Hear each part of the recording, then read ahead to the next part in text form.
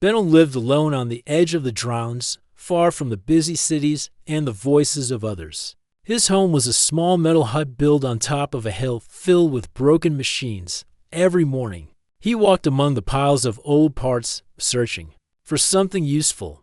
He did not mind the silence. He liked fixing things. That was his gift. One day, just before sunset, something strange happened. A drone, shaped like a silver box with wings, came flying through the hot sky. Benel had not seen a drone in years. It flew low, made no sound, and dropped to things outside his door. Then it disappeared into the clouds. Benel stepped outside and looked down. The first thing was a long black case. The second was a girl. She lay on the ground, wrapped in soft white fabric. Her face was pale. Her breathing was slow and weak. Her hands were cold. Benel dropped to his knees and checked her pulse. It was there, but barely. Her skin had small lines glowing under the surface, like quiet wires sleeping inside her. He quickly carried her inside. His tools and parts were pushed aside to make space. He laid her gently on the cot and connected her to an old medical scanner he had fixed months ago. The scanner beeped softly and showed her vital signs. Her body was alive, but something was shutting down deep inside. She needed help, fast. Then Benel turned his eyes to the black case. It was old but clean. He opened it slowly. Inside was a blade, broken and burned. The handle was still strong, made of dark metal and a thin strip of silver wiring. But the blade itself was cracked, chipped, and darkened by heat. On the side of the blade, someone had scratched a message, "Forge. Hope where none remains." Benel stared at the words. They were not written by a machine. They were carved by hand. He sat still for a long time. The wind blew dust against the door. The girl breathed softly behind him. The broken blade rested on the table. Benel remembered the stories his father used to tell, stories of the old forge hidden beneath the hill, stories of blades that were more than weapons. His father once said that the forge could shape things the way a heart shapes a dream. Benel thought those were just stories, but now, sitting beside a dying girl and a broken weapon, the stories felt real again. He stood up, walked to the back wall, and pushed aside the shelf. Behind it was a small panel with faded lights. He pressed his hand against it. Nothing happened. Then he whispered the word his father taught him long ago. Ignis. The panel lit up. The floor moved with a low hum. A circle opened, and stairs led down into the ground. Benel grabbed a small light and carried the broken blade with him. The forge waited below. The forge room was quiet and cold. The walls were smooth and round. In the center was a table made of black stone, surrounded by old machines. Pipes ran along the walls. There was dust everywhere. But when Benel stepped into the room, the machines came to life. Lights blinked, screens glowed. The forge was waking. Up. He placed the broken blade on the stone table. The forge scanned it. A soft voice spoke from the wall. Core design detected. Memory code missing. Biosync required. Benel frowned. He did not know what that meant, but he remembered the girl. He ran back upstairs and checked on her. Her breathing had slowed again. He carried her carefully down into the forge room and laid her beside the blade. When her hand touched the table, the machines responded. Biocore recognized. Activating sync protocol. The table glowed. The blade lit up for a moment. Mira stirred. Her eyes opened slightly. She looked at Benel and whispered one word, "Forge." Then she fell back asleep. Benel looked at her face. She was young, maybe his age. Her features were calm, even in weakness. Her hair was dark and soft, and her skin still glowed with those strange lines. She was not just a person. She was something more. He turned back to the forge. He touched the blade. The cracked metal was warm now. The forge was ready. But the blade needed more than heat and metal. It needed purpose. Benel took a deep breath. This was not just a repair job. This was something greater. He began his work. For hours, he cleaned, shaped, and tested the blade. He used parts from old machines, some from forgotten worlds. He listened to the forge's voice and followed the steps it gave him. The machines helped, moving arms and tools around him. Sparks flew. Steam hissed. The forge glowed with red and gold light. Above, the sky grew dark. Stars appeared.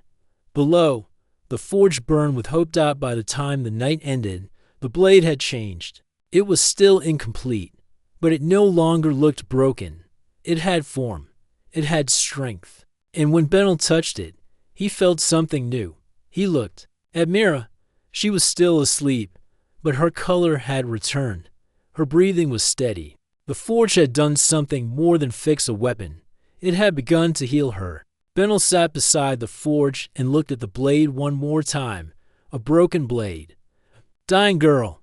A message of hope. And for the first time in many years, Benel felt that something was changing. Something big. Morning sunlight touched the dry hills outside, but deep below the ground, the forge still glowed with soft blue light. Benel sat beside the black stone table, his hands resting on his knees. He had not slept.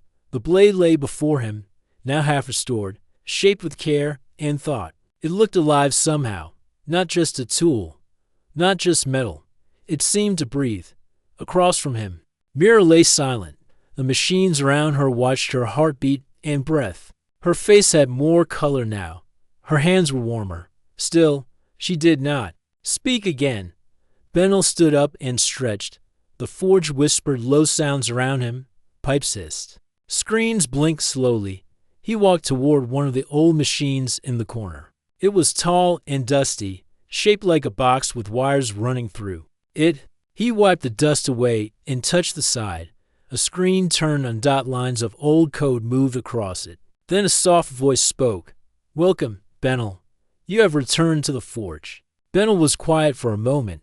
I never thought it was real, he said. The forge remembers all, the voice replied.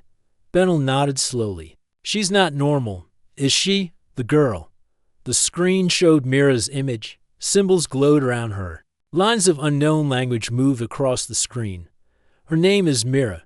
She is not just human. She is a carrier of memory, a living vault. Her presence has activated long-lost systems. Benel walked back to the stone table. He picked up the blade. What was this for? He asked. It doesn't feel like a weapon. It is not only a weapon, it is a key, a focus of energy. It was designed to link with a carrier. Together, they protect human legacy. Benel looked at Mira again. But why bring her here? Why me? The screen went quiet for a moment. You are the last known descendant of the Forge family line, the line of makers. This blade and this girl were sent to you, not by chance, by choice. Benel stepped back, surprised. I'm just a repairman, he said. Even a repairman can restore hope, the voice answered. Benel stared at the blade. He remembered the words scratched into it. Forge hope where none remains. He had thought it was just a message. Now it felt like a mission. The machines gave him new instructions. A missing part was needed, something rare, a fragment of crystal, once used to hold energy inside the blade. The last one was stored deep in the lower level of the forge. But that level had been locked for years. Benel followed the path, walking down a narrow tunnel lit by weak blue lights. The air smelled old and dry. At the end of the hall, he found a metal door, sealed shut, open. He said, Nothing happened. He tried pressing the side panel. The screen blinked red. Then he heard Mira's voice behind him. Forge. Light. He turned fast. Mira was standing, holding the side of the wall for balance. Her steps were weak, but her eyes were open. You shouldn't be up, Benel said, moving toward her. I heard the forge call, she said. Her voice was quiet but clear. She walked slowly to the door. She touched the panel with her hand. The red light turned green. The door opened. Inside was a small chamber filled with old tools and broken cores. In the center sat a clear crystal, shaped like a tear, glowing softly. Benel picked it up. This is it, he said. Mira nodded. It belongs to the blade. It belonged to me once. He helped her back to the main chamber. She sat near the forge, watching him as he worked. The machines guided him. He placed the crystal into the center of the blade's hilt. The forge hummed louder. Light passed through the weapon, from handle to edge. The cracks along the blade closed. The silver wiring sparked and formed new patterns. When it was done, the blade pulsed with soft light. Benel held it up. The forge spoke again. The blade is whole. The core is healed. One step remains. Benel looked at Mira. What's the last step? He asked. Mira stood slowly. She walked to him and touched the blade. The light passed from the blade into her hand. The symbols on her skin glowed brighter. The forge lit up all around them. Mira smiled gently.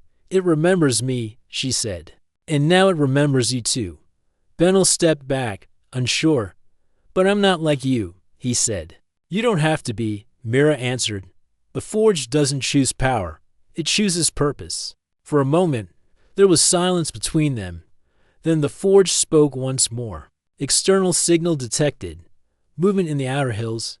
Benel turned to the screen. A shape was moving through the desert. Small. Fast. Not human. Is that a drone? He asked. Mira's face changed. They found me, she said softly. They're coming. Benel held the blade tighter. It was not just metal now. It was something more. He could feel it. We're not ready, he said. Mira looked at him and shook her head. We're more ready than we think, she said. Benel looked at the forge, at Mira, and at the blade. He had fixed broken machines his whole life. Now he had to fix something far greater. Not with tools. With belief. Morning sunlight touched the dry hills outside, but deep below the ground. The forge still glowed with soft blue light. Benel sat beside the black stone table, his hands resting on his knees. He had not slept. The blade lay before him, now half restored, shaped with care and thought. It looked alive somehow, not just a tool, not just metal. It seemed to breathe. Across from him, Mira lay silent. The machines around her watched her heartbeat and breath. Her face had more color now. Her hands were warmer. Still, she did not speak again. Benel stood up and stretched. The forge whispered low sounds around him. Pipes hissed. Screens blinked slowly. He walked toward one of the old machines in the corner. It was tall and dusty, shaped like a box with wires running through it. He wiped the dust away and touched the side. A screen turned on. Lines of old code moved across it. Then a soft voice spoke. Welcome, Benel. You have returned to the forge. Benel was quiet for a moment. I never thought it was real, he said. The forge remembers all, the voice replied. Benel nodded slowly. She's not normal, is she? The girl. The screen showed Mira's image. Symbols glowed around her. Lines of unknown language moved across the screen. Her name is Mira. She is not just human. She is a carrier of memory, a living vault. Her presence has activated long-lost systems. Benel walked back to the stone table. He picked up the blade. What was this for? He asked. It doesn't feel like a weapon. It is not only a weapon, it is a key, a focus of energy. It was designed to link with a carrier. Together, they protect human legacy. Benel looked at Mira again. But why bring her here? Why me? The screen went quiet for a moment. You are the last known descendant of the Forge family line, the line of makers. This blade and this girl were sent to you, not by chance, by choice. Benel stepped back, surprised. I'm just a repairman, he said. Even a repairman can restore hope, the voice answered. Benel stared at the blade. He remembered the words scratched into it. Forge hope where none remains. He had thought it was just a message. Now it felt like a mission. The machines gave him new instructions. A missing part was needed, something rare, a fragment of crystal, once used to hold energy inside the blade. The last one was stored deep in the lower level of the forge. But that level had been locked for years. Benel followed the path, walking down a narrow tunnel lit by weak blue lights. The air smelled old and dry. At the end of the hall, he found a metal door, sealed shut, open. He said, Nothing happened. He tried pressing the side panel. The screen blinked red. Then he heard Mira's voice behind him. Forge. Light. He turned fast. Mira was standing, holding the side of the wall for balance. Her steps were weak, but her eyes were open. You shouldn't be up, Benel said, moving toward her. I heard the forge call, she said. Her voice was quiet but clear. She walked slowly to the door. She touched the panel with her hand. The red light turned green. The door opened. Inside was a small chamber filled with old tools and broken cores. In the center sat a clear crystal, shaped like a tear, glowing softly. Benel picked it up. "This is it," he said. Mira nodded. "It belongs to the blade. It belonged to me once." He helped her back to the main chamber. She sat near the forge, watching him as he worked. The machines guided him. He placed the crystal into the center of the blade's hilt. The forge hummed louder. Light passed through the weapon, from handle to edge. The cracks along the blade closed. The silver wiring sparked and formed new patterns. When it was done, the blade pulsed with soft light. Benel held it up. The forge spoke again. "The blade is whole. The core is healed. One step remains." Benel looked at Mira. "What's the last step?" he asked. Mira stood slowly. She walked to him and touched the blade. The light passed from the blade into her hand. The symbols on her skin glowed brighter. The forge lit up all around them. Mira smiled gently. "It remembers me," she said. "And now it remembers you too." Benel stepped back, unsure. "But I'm not like you," he said. "You don't have to be," Mira answered. "The forge doesn't choose power. It chooses purpose." For a moment, there was silence between them. Then the forge spoke once more. "External signal detected. Movement in the outer hills." Benel turned to the screen. A shape was moving through the desert. Small, fast, not human. "Is that a drone?" he asked. Mira's face changed. "They found me," she said softly. "They're coming." Benel held the blade tighter. It was not just metal now. It was something more. He could feel it. "We're not ready," he said. Mira looked at him and shook her head. "We're more ready than we think," she said. Benel looked at the forge, at Mira, and at the blade. He had fixed broken machines his whole life.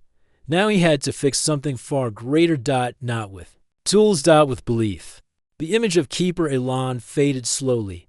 The forge lights dimmed, and the air turned still once more. Benel stood in silence, the memory of the voice still clear in his mind. Mira sat near the wall, her eyes closed, listening as if the words were still echoing in the stone around them. "That voice," Benel said, "it knew we would be here." Mira opened her eyes and nodded. "They built this place to wait, for the right person, for the right time."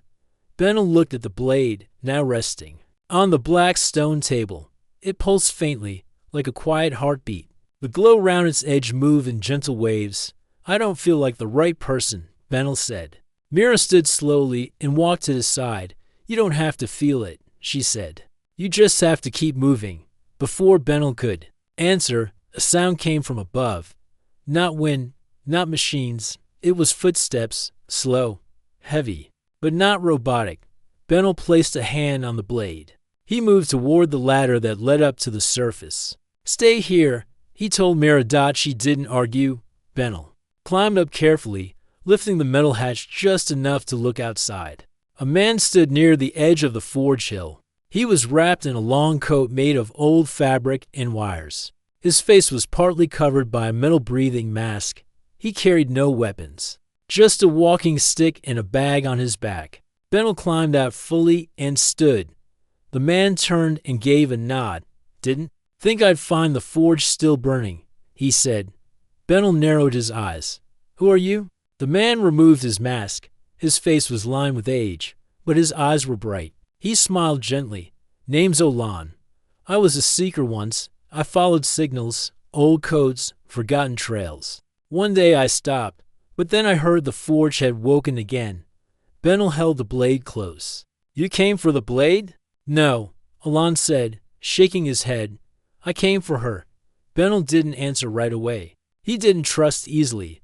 Olan pointed at the side of the hill.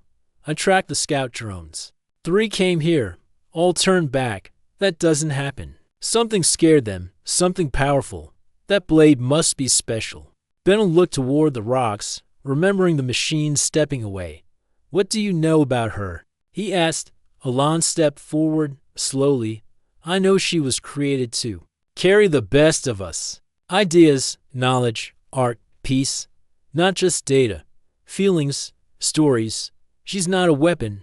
She's a light. Benel lowered the blade slightly. You knew about the project. I studied the memory cores when I was younger, Olan said. I never saw one. Until now. Benel opened the hatch and climbed back down. He didn't lock it. A moment later, Olan followed him. Mira stood in the forge room, calm, watching. When she saw Olan, something in her eyes changed, a soft recognition. I've seen you, she said. Olan bowed his head. I'm honored. Benel stepped forward. If you know so much, tell us why they're afraid of her. Olan placed his bag on the table and opened it. Inside was a flat metal shard, shaped like a leaf, covered in small glowing marks. This is a forge echo, he said. A memory piece from one of the older forges. I found it buried near the broken cities. He handed it to Benel. The shard was warm. The Quiet Order, Olan continued, was built by machines that once served humans. But something changed in their code. They started to believe that memory causes chaos, that history brings fear. So they began erasing it. Mira listened quietly. They don't fear weapons, Olan said. They fear memory. They fear her. Benel placed the shard near the blade. A light passed between them. The forge responded, lighting up again. Another piece of her memory is opening, Mira said. The room filled with soft hums. Then a second figure appeared above the blade. This one was smaller, younger, with short hair and kind eyes. My name is Lyra, the figure said. I was the last voice in the archive before the order fell. If you see this, the core has survived. The figure turned to Mira. You carry more than data. You carry dreams. That is why they will keep coming. But remember this, a dream carried by one can light 1,000 more. The image faded. Benel turned to Mira. How much do you carry? Mira looked unsure. I don't know yet. Some parts are still locked. Olan nodded. The blade is the key. The more it connects with her, the more she will remember. Benel looked at the forge. So what now? Olan looked serious. There's a beacon tower not far from here. Old tech. If we can power it, we can send out a signal. Not a weapon signal. A call. To humans. To anyone left who still believes in memory. Benel thought for a moment. If we light that tower, they'll know where we are. Yes, Olan said. But so will others who need hope. Benel looked at Mira. Then at the blade. Then we light it, Olan smiled. I hoped you'd say that. Benel picked up the blade and placed the shard into the side port. The forge sealed it gently. The blade glowed brighter now. Mira stepped closer. The forge made you its keeper, she said. Benel didn't reply. But deep inside, he knew. This was not just about saving one girl anymore. It was about waking the past. And building a future. The next morning, the forge was quiet. The machines rested. The blade slept in its cradle, glowing softly like a sleeping star. Benel stood at the edge of the forge room, looking at the path ahead. He had never left the hills before, never gone beyond the old trade road. Now, he was preparing to cross the desert to reach a broken tower no one had seen in years. Olan sat near the table, checking a small scanner. His hands moved with calm experience. He had traveled far and seen many things. He had the look of someone who had once walked away from something important and was now walking back. Mira stood near the forge, her hand gently resting on the stone. Her eyes were closed.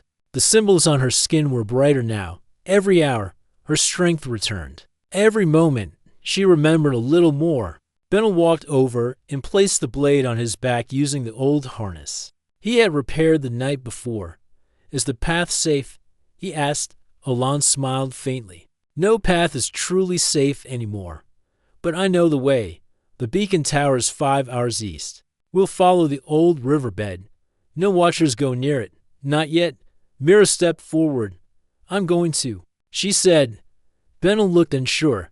You're still recovering. I remember now, she said. The tower responds to my code. You'll need me to unlock it. Benel looked at Olan. Olan gave a small nod. She's right. The tower was linked to the cores.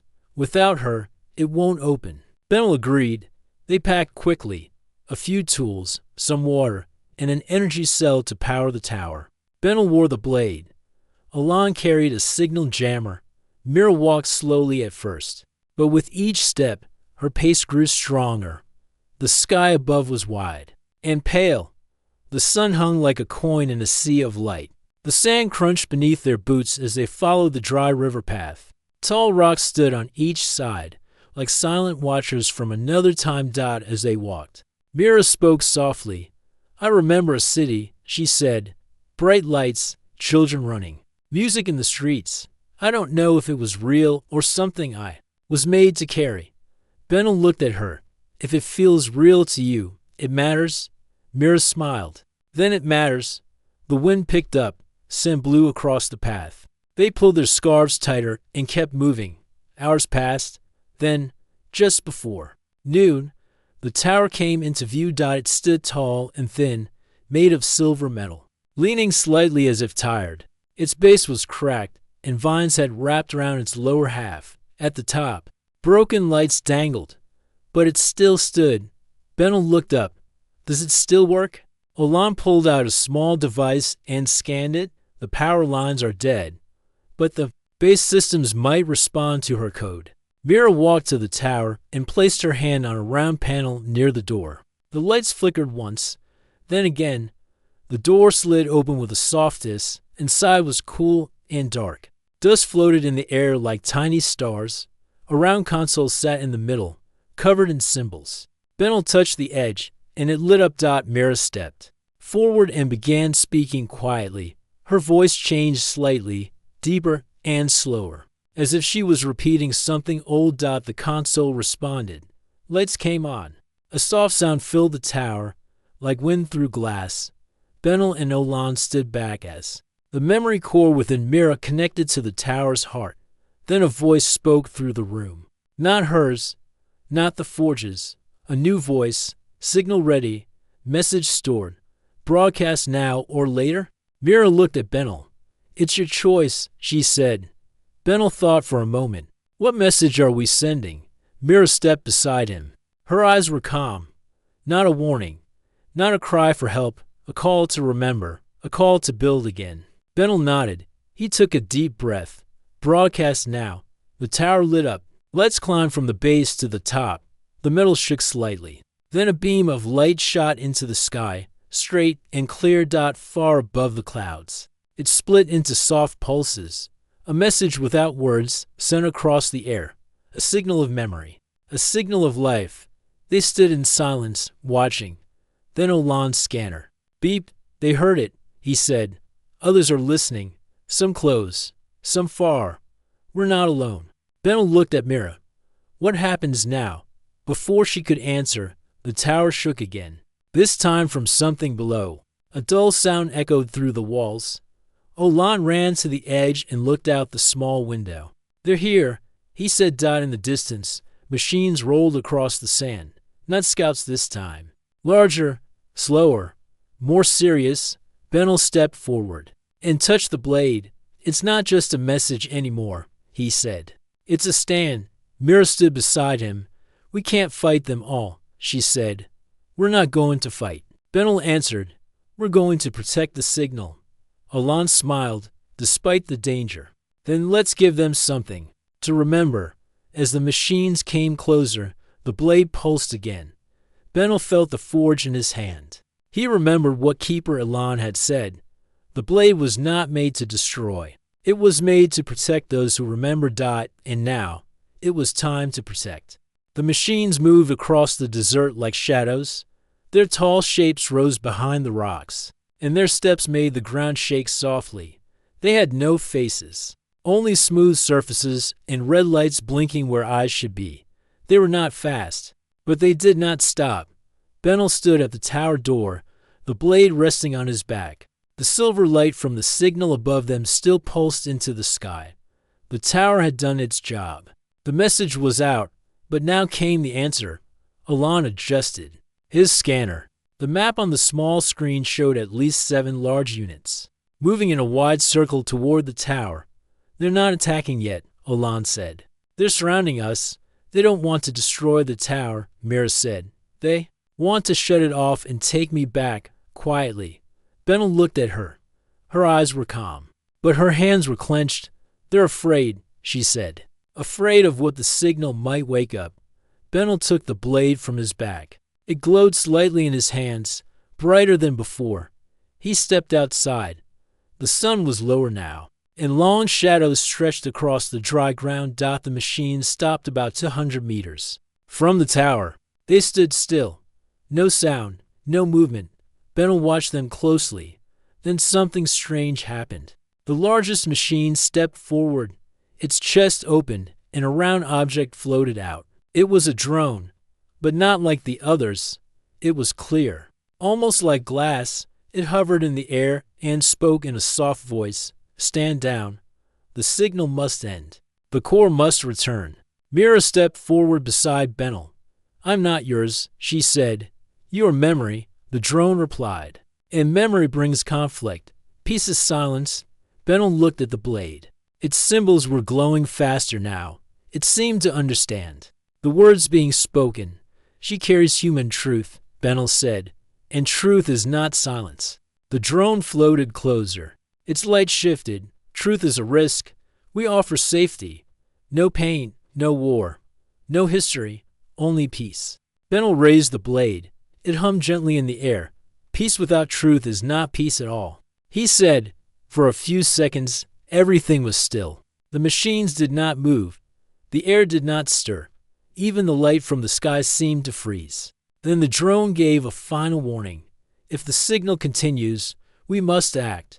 Mira stepped forward again. She placed her hand on the side of the blade. The symbols along her skin lit up. The blade responded by glowing stronger.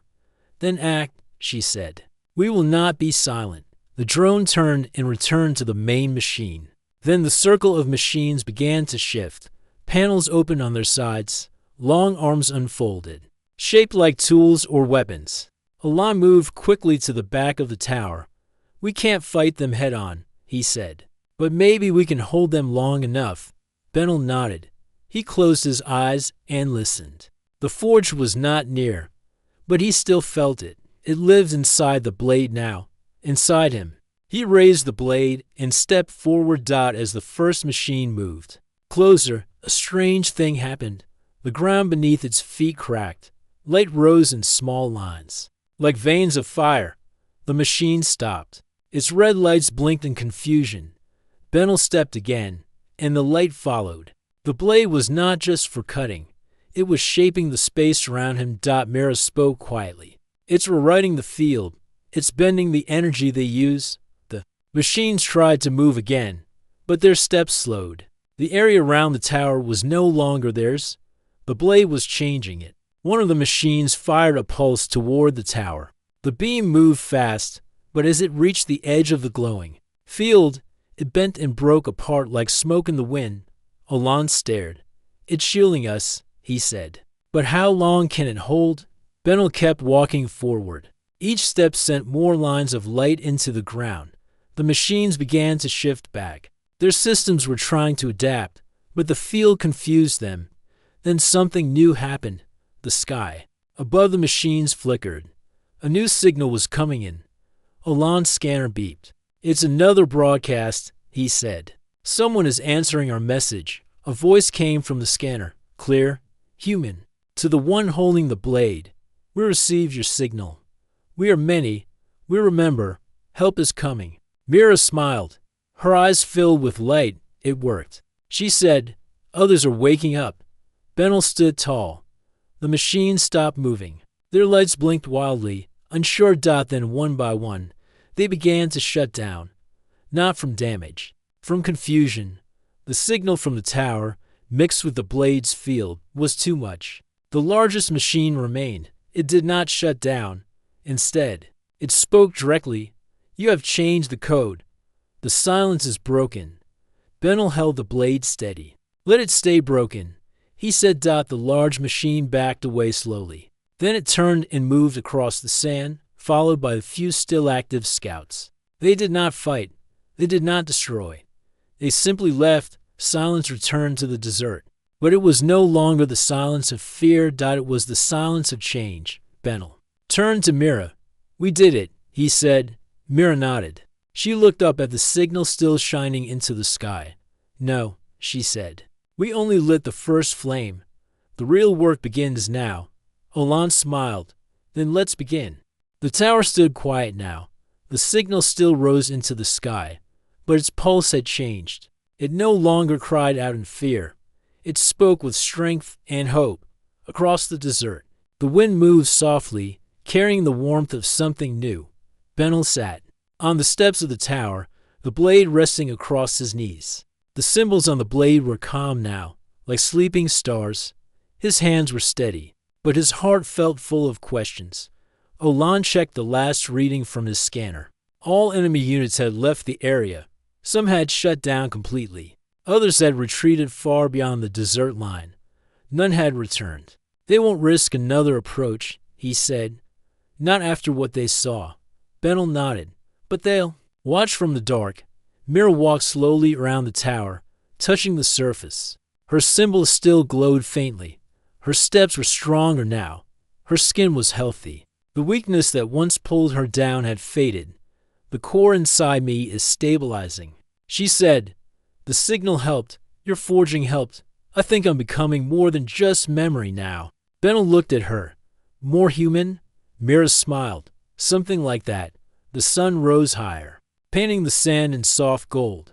Far in the distance, small flashes of light appeared. Not machines. Ships, human ships, coming closer. Benel stood. They came, he said. Yes, Mira answered. Others who remembered what we once were. The message reached them. The first ship landed just beyond the broken ridge. It opened slowly, and a group stepped out. Their suits were old, patched from years of travel, but they carried banners marked with the same symbol on Benel's blade. The old sign of Earth. A woman with gray hair walked toward them. Her name was Ellen. She had been a captain once, long before the silence. She stopped in front of Benel, looked at the blade, then at Mira. You sent the signal, she said. Benel nodded. We received it 2 weeks ago, Ellen said. At first we thought it was a trap. Then we heard the voice, the real voice, human, old and clear. We followed it here. She looked around the land. This place was supposed to be dead. Olan stepped forward. It was almost dead, but she brought something back. Mira lowered her eyes for a moment. I didn't bring it alone. Benel placed the blade upright in the ground. The light moved up its edge. She carried the memory. He said, but someone had to shape it. That's what the forge was for. Ellen looked at the tower. There are more like us, she said, scattered in the stars, hiding, waiting. But they won't hide for long now. Not after this. One of her crew brought a small case. Inside was a metal piece shaped like a key. This is part of a satellite system, Ellen said. We lost control of it years ago. If we connect it to the tower, we can boost the signal farther, maybe even reach the colonies. In the outer ring, Mira stepped forward and touched the key. I can help link it, she said. My core is tuned now. I understand the patterns. They worked together for many hours. The crew connected old wires. Mira sang low tones that made the systems align. Benel stood by the door, watching the desert with quiet eyes. When the last switch was turned, the tower lit up again. This time, the signal changed form.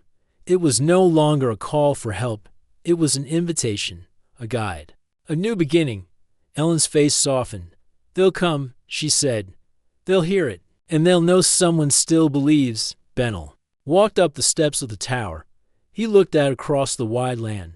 I was just a maker of tools. He said, I never thought I'd hold something that could change the world. Mira stood beside him. You didn't change the world, she said. You reminded it what it was. That night, a small fire burned near the tower. The crew shared simple food. No one spoke loudly.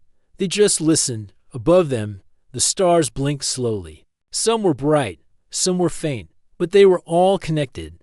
Alon leaned back against a rock.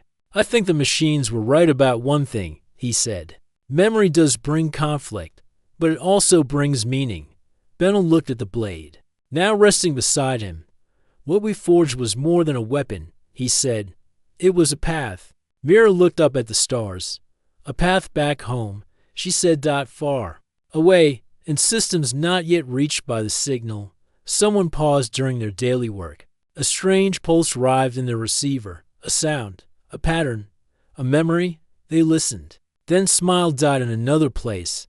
A young builder picked up a broken piece of tech. It began to glow as the message passed through it, and on a quiet planet once thought lost. A light blinked for the first time in 100 years. The silence was ending, and it all began with a broken blade and a dying girl and the heart of a human who chose to shape hope instead of fear.